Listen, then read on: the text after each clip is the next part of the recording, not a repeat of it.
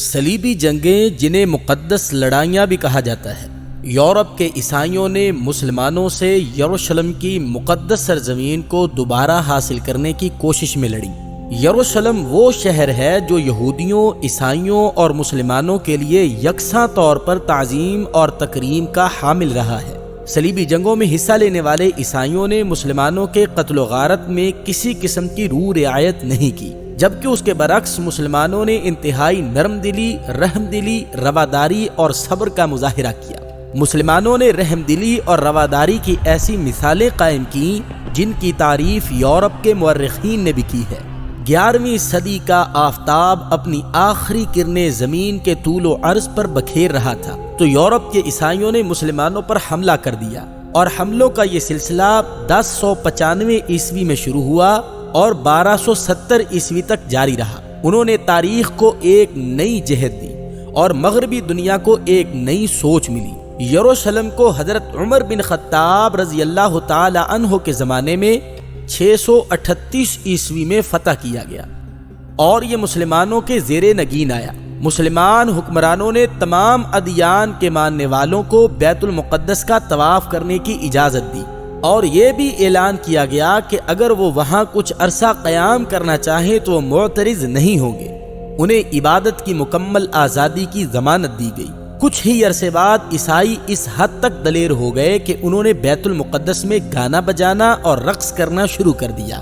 مسلمان حکمران، جنہیں سلجوق ترک کہا جاتا تھا، اس وقت شام، فلسطین اور عراق کے حکمران تھے۔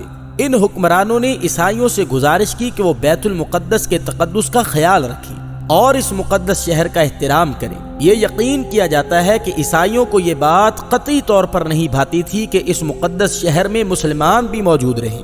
انہوں نے مختلف طریقوں سے حکمرانوں اور انتظامیہ کو اکسایا اور اشتعال انگیزی کی۔ اس بات نے مسلمانوں کو مجبور کیا کہ وہ عیسائیوں کو نظم و ضبط کی پابندی کرنے پر مجبور کریں، اور انہوں نے ان کے خلاف سخت اقدامات اٹھانے کا فیصلہ کیا۔ ایک عیسائی راہب پیٹر نے کچھ من گھڑت کہانیاں لوگوں کو سنائی اور عیسائیوں کو اس بات کا یقین دلایا کہ مسلمان ان پر تشدد کر رہے ہیں۔ پوپ نے 1095 عیسوی میں فرانس میں ایک کانفرنس منعقد کی جس میں عیسائیوں پر زور دیا گیا کہ وہ اٹھ کھڑے ہوں اور یروشلم کو مسلمانوں سے آزاد کروائیں۔ انہوں نے صلیبی جنگوں میں حصہ لینے کے لیے کوئی 10 لاکھ لوگوں کو جمع کر کے مسلمانوں پر حملہ کر دیا۔ عیسائی حملہ آوروں نے مسلمانوں کے خون سے ہولی کھیلی۔ ایک عینی حملہ آور نے بتایا کہ یروشلم کی گلیاں ٹخنوں تک خون میں ڈوبی تھیں۔ پورے شہر میں مسلمانوں کی لاشیں بکھری ہوئی تھیں۔ یروشلم پر قبضے کے بعد پوری مسلم دنیا پریشان تھی، لیکن خلیفہ اتنا کمزور تھا کہ کچھ نہ کر سکتا تھا، یہاں تک کہ وہ عیسائیوں کے عتاب سے مسلمانوں کو بچانے کے لیے کوئی مدد بھی روانہ نہ کر سکا۔ جلد ہی جنگ میں حصہ لینے والے تمام فوجیوں کو پورے یورپ کا سہارا مل گیا اور انہوں نے فلسطین، شام اور دیگر ہمسایہ علاقوں پر قبضہ کر لیا۔ اس بے رحمانہ خون خرابے کی وجہ سے طرابلس میں مسلمانوں کا وہ نادر خزانہ بھی تباہ ہو گیا جس میں علم و دانش، فلسفہ اور سائنس کے موضوعات پر کوئی 30 لاکھ کتابیں موجود تھیں۔ عیسائیوں نے مسلمانوں کے خلاف 7 صلیبی جنگیں لڑی۔ 1250 عیسوی میں فرانس کے بادشاہ لوئیس نہم نے 7ویں اور آخری صلیبی جنگ کے تحت مصر پر حملہ کر دیا۔ سلطان مصر توران شاہ نے اس کو قید کر لیا۔ عیسائیوں نے زر فدیہ دے کر شاہ فرانس کو سلطان مصر کے قید سے رہائی دلوائی۔ چند سال بعد اسی شاہ فرانس نے تیونس پر حملہ کر دیا، مگر وہاں وہ تپدق کی بیماری میں مبتلا ہو کر فوت ہو گیا۔ یوں یہ صلیبی جنگ بھی ناکام ہو گئی۔ اس زمانے میں وسط ایشیا اور مشرق وسطیٰ کے مسلمانوں کو منگولوں کی یلغار کا بھی سامنا رہا تھا۔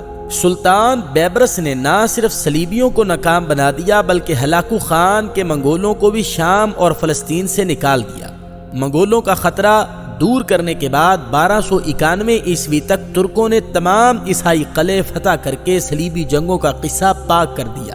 یوں صلیبیوں کا یروشلم سے مسلمانوں کو نکال باہر کرنے کا تقریباً 200 سال پر محیط جد و جہد مکمل طور پر ناکام ہو گئی۔